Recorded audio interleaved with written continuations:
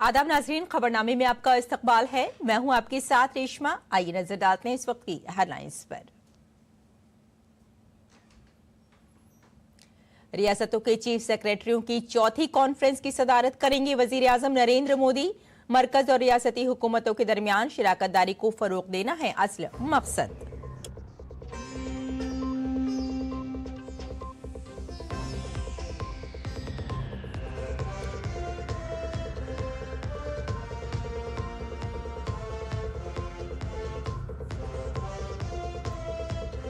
लोकसभा में आइन पर हो रही खुसूसी बहस में वजीर आजम नरेंद्र मोदी लेंगे हिस्सा। बहस का आज है दूसरा और आखिरी दिन।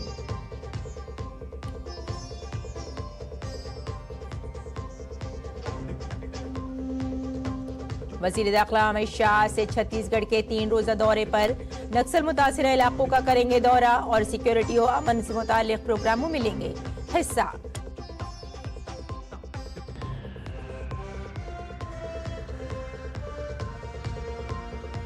अल्लू अर्जुन हैदराबाद की चंचलगूडा जेल से रिहा। वकील ने कहा जमानत के बावजूद देर से रिहाई मिलने पर करें कानूनी कार्रवाई।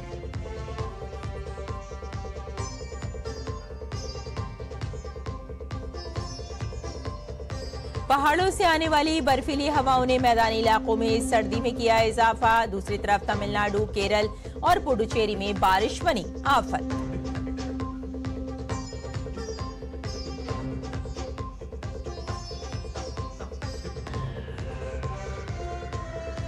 और आइए अब तफसील से खबरों पर नजर डालते हैं। वजीर आजम नरेंद्र मोदी आज दिल्ली में चीफ सेक्रेटरियों की चौथी कौमी कॉन्फ्रेंस की सदारत करेंगे। ये मरकजी और रियासती हुकूमतों के दरमियान शराकतदारी को मजीद फरोग देने के समेत एक और अहम कदम होगा। 3 रोजा कॉन्फ्रेंस का सबसे अहम मौजू है एंटरप्रेन्योरशिप, रोजगार और हुनर को फरोग देना, नीज आबादियाती मुनाफे को इस्तेमाल करना। इस थीम के तहत 6 शोबों पर खुसूसी तवज्जो दी जाएगी। इनके तहत मैन्युफैक्चरिंग, खिदमात, देही गैर ज़रई, शहरी काबिल तजदीद तवानाई और सर्कुलर इकनॉमी की तफसीली बातचीत के लिए निशानदेही की गई है। तरक्की याफ्ता भारत के लिए मारूफ टेक्नोलॉजी इक्तिसादी तरक्की के मरकज के तौर पर शहरों की तरक्की, मिशन कर्मयोगी के जरिए सरमायाकारी और सलाहियत साजी के लिए रियासतों में इक्तिसादी इस्लाहात पर 4 खुसूसी सेशन भी मुनक्किद किए जाएंगे। मजीद बना खाने के दौरान ज़राअत में खुद इन्हिसारी, खुर्दनी तेल और दालें, बुजुर्ग आबादी के लिए केयर इकनॉमी, पीएम सूर्य घर, मुफ्त बिजली स्कीम का निफाज और भारतीय इल्मी रिवायात पर बातचीत होगी। हर थीम के तहत रियासतों, मरकज के जेर इंतजाम इलाकों के बेहतरीन तरीकों को भी कॉन्फ्रेंस में पेश किया जाएगा ताकि रियासतों के दरमियान बाहमी तालीम की हौसला अफजाई की जा सके। कॉन्फ्रेंस में तमाम रियासतों, मरकज के जेर इंतजाम इलाकों के चीफ सेक्रेटरी, सीनियर अफसरान, शोबे के माहिरीन और दीगर मौजूदीन मौजूद होंगे।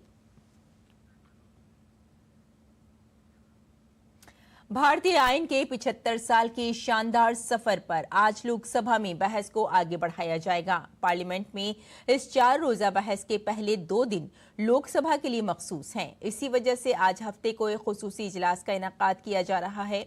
वजीर आजम नरेंद्र मोदी भी आज लोकसभा में बहस में हिस्सा लेंगे। इससे कबल कल वजीर दिफा राजनाथ सिंह ने बहस शुरू की थी, जिसके बाद हुक्मरान जमात और अपोजिशन के कई अरकान असम्बली ने इस पर अपने ख्यालात का इजहार किया। पीर और मंगल को राज्यसभा में आइन पर बहस होगी। वजीर दाखिला अमित शाह आज से छत्तीसगढ़ के 3 रोजा दौरे पर रहेंगे। इस दौरान वो नक्सल मुतासिरा इलाके का दौरा करेंगे और नक्सल मुखालिफ मुहिम को भी तेज करेंगे। छत्तीसगढ़ में अपने क़याम के दौरान अमित शाह इतवार को रायपुर के पुलिस परेड ग्राउंड में प्रेसिडेंट कलर पेश करके पुलिस का हौसला बढ़ाएंगे। इसके बाद वो जगदलपुर के सर्किट हाउस में नक्सल मुतासरीन से मुलाकात करेंगे। वो उन लोगों से भी मिलेंगे जो हथियार छोड़कर कौमी धारे में शामिल हो गए हैं। इसके अलावा अमित शाह पीर को बस्तर ओलंपिक्स के इख्तितामी तकरीब में खिलाड़ियों से बातचीत करेंगे और उनकी हौसला अफजाई करेंगे। अमित शाह जगदलपुर में नक्सल ऑपरेशन में शहीद होने वाले फौजियों को खराज अकीदत पेश करेंगे और उनके अहले खाना से मुलाकात करेंगे। वो तशद्दुद में जान गंवाने वालों के अहले खाना से भी मुलाकात करेंगे। इसके अलावा वो जगदलपुर में सिक्योरिटी कैंप का भी दौरा करेंगे और गांव में तरक्याती कामों का मुआयना करेंगे। आखिरकार अल्लू अर्जुन आज सुबह जेल से रिहा हो गए। अल्लू अर्जुन के वालिद और ससुर उन्हें लेने हैदराबाद की चंचलगुडा सेंट्रल जेल पहुंचे। जमानत मिलने के बावजूद उन्हें कल पूरी रात हैदराबाद की चंचलगुडा सेंट्रल जेल में गुजारनी पड़ी। कल ही अल्लू को हाई कोर्ट से जमानत मिल गई थी। अब अल्लू के वकील ने कहा कि वो ताखिर से रिहाई के खिलाफ कानूनी कार्रवाई करेंगे। अल्लू अर्जुन को फिल्म पुष्पा 2 के प्रीमियर के दौरान एक खातून की मौत के मामले में कल गिरफ्तार किया गया था। इससे कबल हैदराबाद की एक अदालत ने अल्लू अर्जुन को 14 दिन के लिए अदालती तहवील में भेजने का हुक्म दिया था। उनकी टीम ने इस बात को यकीनी बनाने की पूरी कोशिश की कि अल्लू अर्जुन को रात जेल में न गुजारनी पड़े, लेकिन ऐसा नहीं हो सका। अल्लू अर्जुन को इस मामले में कल ही जमानत मिल गई थी, लेकिन इसके बाद भी उन्हें रात जेल में ही गुजारनी पड़ी। थिएटर में जान गंवाने वाली खातून रेवती के शौहर भास्कर ने कहा कि इसमें अल्लू अर्जुन का कोई कसूर नहीं है। वो अपनी बीवी की मौत का जिम्मेदार अदाकार को नहीं ठहराते। उन्होंने ये भी कहा कि इस वाकये से ताल्लुक से जो मुकदमा दायर किया गया है वो इसे वापस लेने के लिए तैयार हैं। Despite receiving the order copy, they did not release. Now, you should question the government and the department why they have not released the accused. High Court order is very specific that forthwith the moment you receive the order, you have to release an essay. This is an illegal arrest, illegal detention. We will take legal steps on it. मरकजी वजीर अश्वनी वैष्णव ने तेलंगाना में पुष्पा 2 अदाकार अल्लू अर्जुन की गिरफ्तारी पर रियासती हुकूमत को निशाना बनाया है। उन्होंने सोशल मीडिया प्लेटफॉर्म पर लिखा कि संध्या थिएटर में होने वाला हादसा रियासत और मुकामी इंतजामिया की नाकिस हुक्मरानी का वाज़ेह सबूत था। अब इस इल्जाम से बचने के लिए वो पब्लिसिटी के इस तरह के हरबे अपना रहे हैं। फिल्मी शख्सियात पर मुसलसल हमला करने के बजाय तेलंगाना हुकूमत मुतासरा लोगों की मदद करे और हादसे वाले दिन का एहतमाम करने वालों को सजा दे। ये देखकर भी अफसोस होता है कि कांग्रेस के इख्तिदार में रहने के 1 साल के दौरान ये मामूल बन गया है।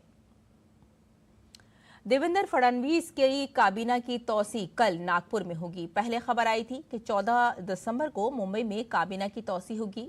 रियासती मुकर्रना का एक हफ्ते के सरमाई इजलास 16 दिसंबर से शुरू हो रहा है। फिलहाल वजीर आला के अलावा 2 नायब वजीर आला एकनाथ शिंदे और अजीत पवार ने हलफ लिया है। रियासत में वजीर आला समेत कुल 43 वजीर हो सकते हैं। काबीना में तौसी से पहले फडणवीस ने दिल्ली में आला क़यादत से मुलाकात की थी। मौसूला इत्तलात के मुताबिक तीनों पार्टियों के 40 वुज़रा हलफ लेंगे, जिनमें बीजेपी के 21, शिवसेना के 12 और एनसीपी के 10 वुज़रा शामिल हैं। तीनों इत्तेहादियों की रुकनियत की बुनियाद पर काबीना के फॉर्मूले को हतमी शक्ल दे दी गई है। असेंबली में बीजेपी के 132, शिवसेना के 57 और एनसीपी के 41 एमएलए हैं।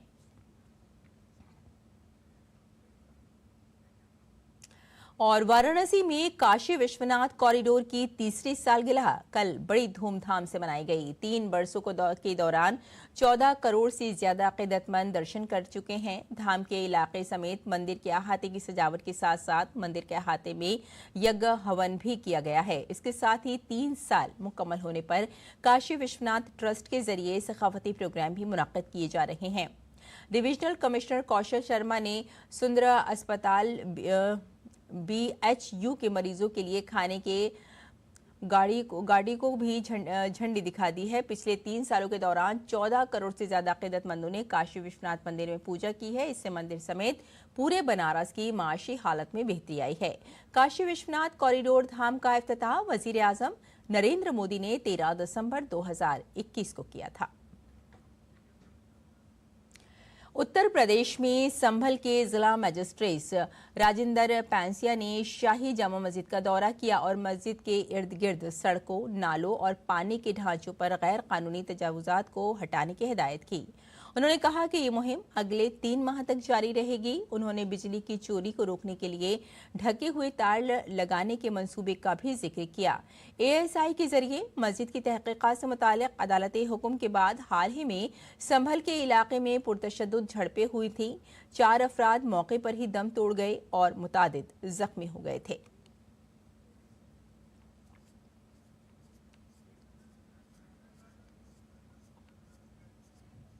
झारखंड में बोकारो रामगढ़ कौमी शाहराह पर एक सड़क हादसे में 5 अफराद की मौत हो गई और 3 शदीद जख्मी हो गए। बोकारो के कम्युनिटी हेल्थ सेंटर की मेडिकल अफसर डॉक्टर स्वीटी भगत ने बताया कि कल 8 अफराद को अस्पताल लाया गया था, जिसमें 5 अफराद जाँ बहक और 3 जख्मी हुए, जबकि एक की हालत तशवीशनाक है। पुलिस इस मामले की तहकीकात कर रही है। हादसा बोकारो जिले के कसमाड़ थाना इलाके के दांतू का बताया जा रहा है। ये भी बताया जा रहा है कि यह अलमनाक हादसा गाड़ियों के दरमियान तसादुम की बाइस पेश आया।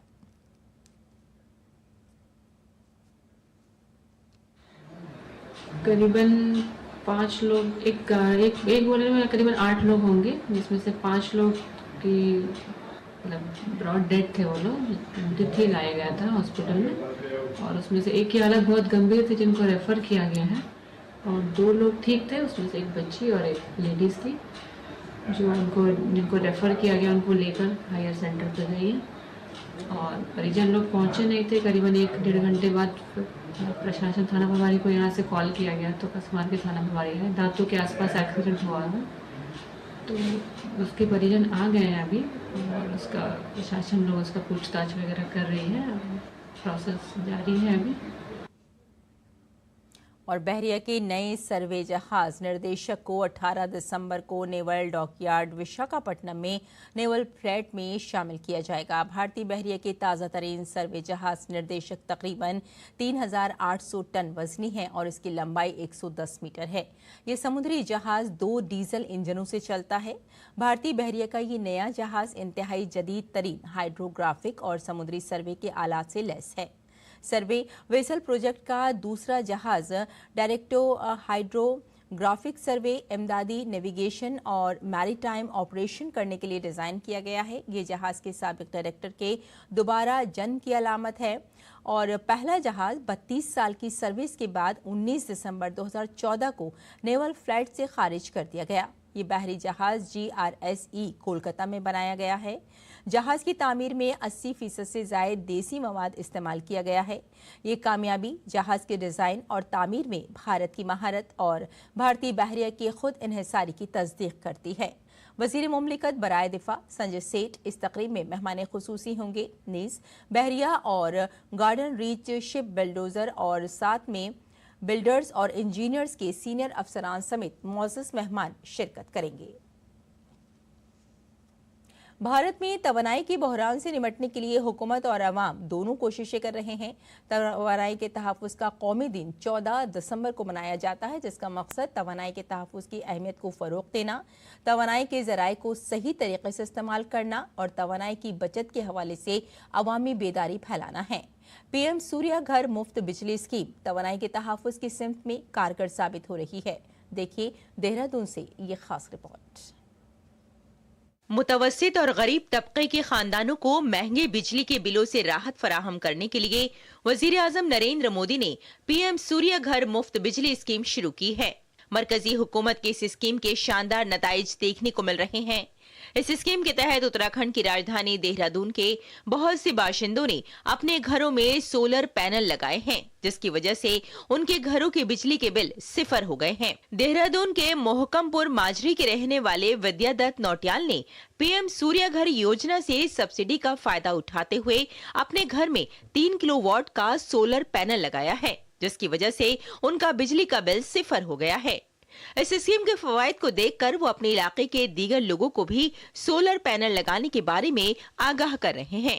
प्रधानमंत्री सूर्य घर योजना में लाभान्वित लगवाया है, जिससे मेरे को बिजली फ्री मुफ्त है और कुछ पैसा भी सरप्लस मेरे खाते में आता है, जिससे मैं बहुत अच्छा महसूस कर रहा हूँ। औरों को भी इस चीज़ के लिए इंस्पायर करता हूँ कि प्रधानमंत्री सूर्य घर योजना का लाभ ले और जो सब्सिडी मिल रही है उसका पूरा फायदा उठाएं।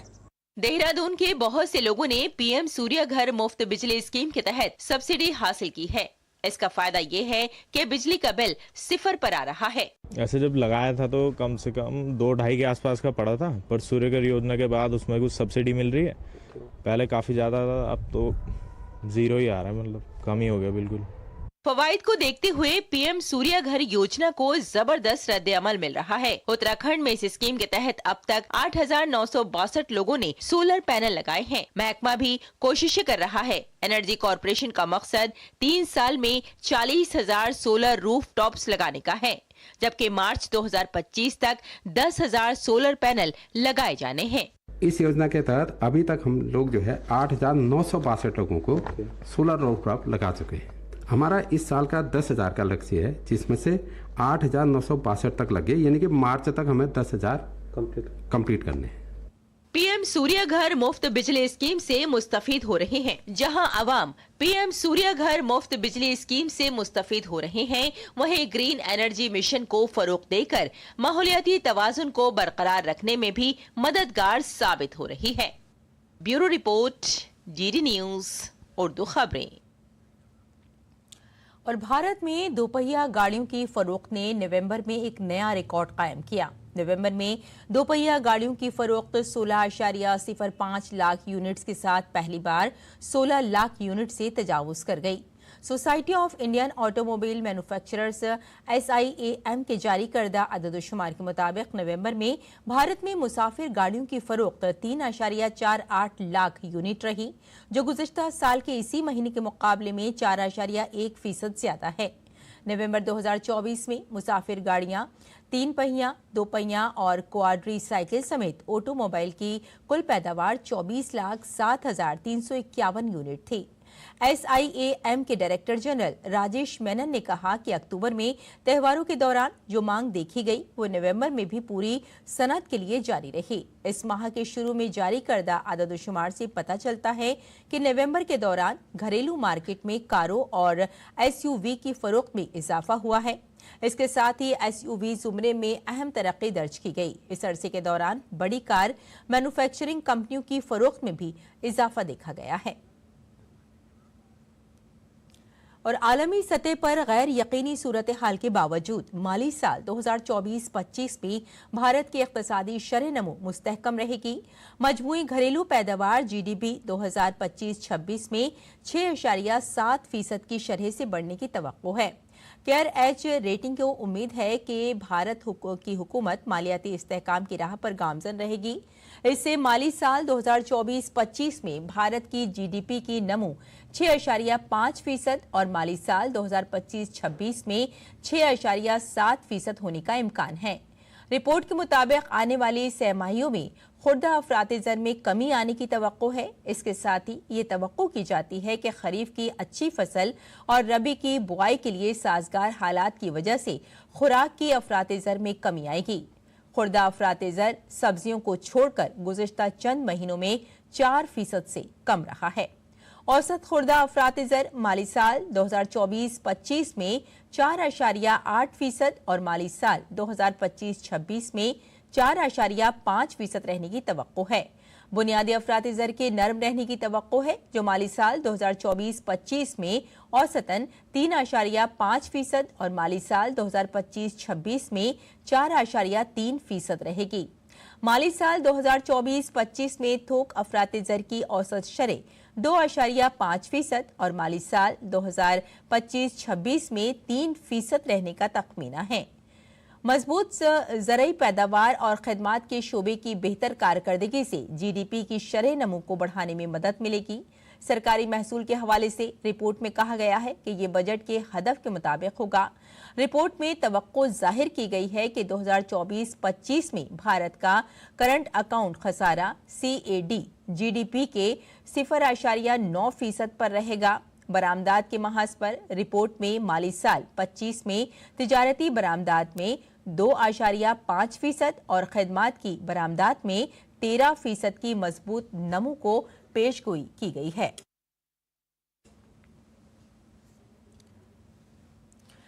आगे बढ़ते हैं। पहाड़ों में बर्फबारी और वहां से चलने वाली बर्फीली हवाएं अब मुल्क के बेशतर हिस्सों को सर्दी की जद में ले जा चुकी हैं।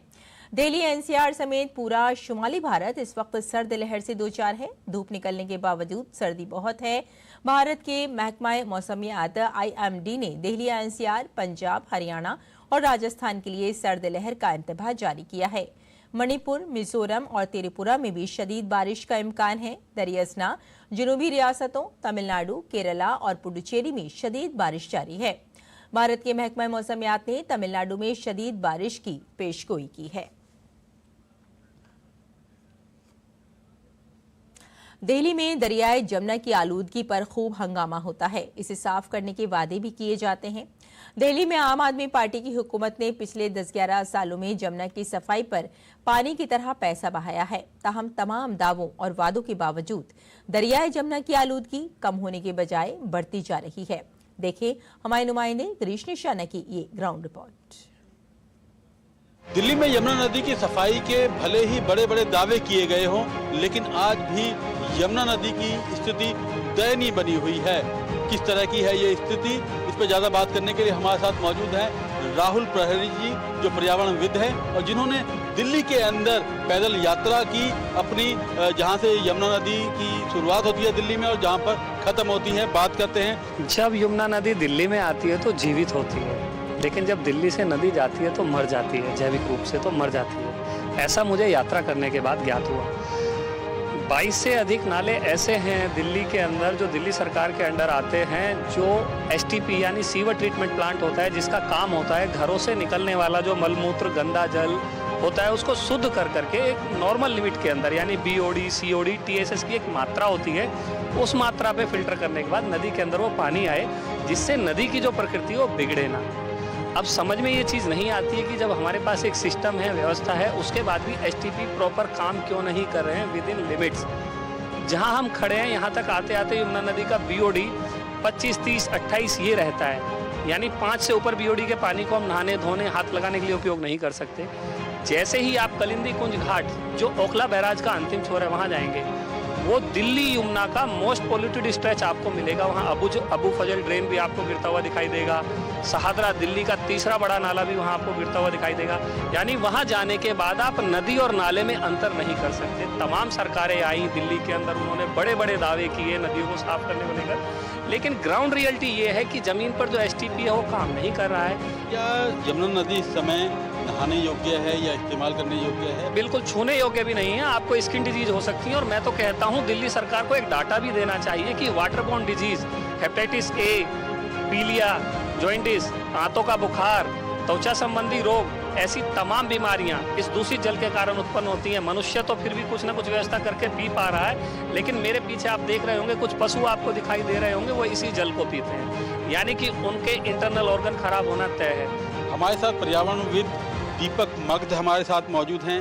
अभी यमुना के विषय में हाल में ही हमने अभी दिल्ली जल बोर्ड का एक रिपोर्ट पढ़ा था। उस रिपोर्ट में यह बताया गया कि वर्ष 2013 से अभी तक दिल्ली जल बोर्ड द्वारा यमुना की साफ सफाई हेतु 1508 करोड़ की राशि, सरकारी राशि खर्च की गई, लेकिन यमुना की हालत जैसे थी वैसे ही है। तो हम देखते हैं कहीं कुछ व्यवस्थाओं में कमी रही। इसका यदि उचित व्यवस्था और प्रबंधन किया जाता तो आज यमुना साफ होता और लोगों के लिए बड़ा सही रहता। दिल्ली जल बोर्ड ने भी पिछले 10-11 सालों में 1508 करोड़ रुपए यमुना की सफाई पर खर्च कर दिए, लेकिन यमुना आज भी मैली की मैली ही दिखाई दे रही है। कैमरामैन विश्वबंधु के साथ गिरीश निशाना, DD न्यूज, दिल्ली। और नाज़रीन आइए अब नजर डाल लेते हैं दिल्ली से शाये कुछ उर्दू अखबारात पर।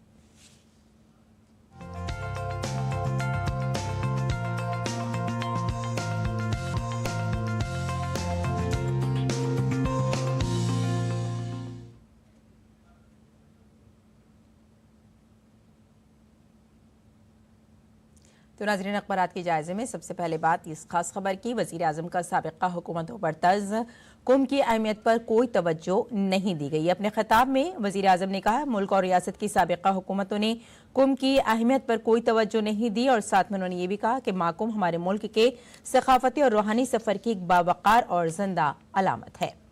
और अब आइए देख लेते हैं अगली सुर्खी। नाजरीन, हिंदुस्तानी सिक्योरिटी फोर्सेस डिप्सोंग के तमाम गश्ती मकामात तक पहुंच सकेंगे। हुकूमत पाकिस्तान के साथ अच्छे ताल्लुकात चाहती है, SJ शंकर का ये बयान है। वजीर खारजा एस जयशंकर ने कहा कि पड़ोसी ममालिक के साथ ताल्लुकात में उतार चढ़ाव आते जाते रहते हैं, लेकिन हुकूमत ऐसे हालात में बहुत ज्यादा समझदारी से काम लेती है और कई मुद्दों पर उसे समझदारी से ही काम लेना भी चाहिए।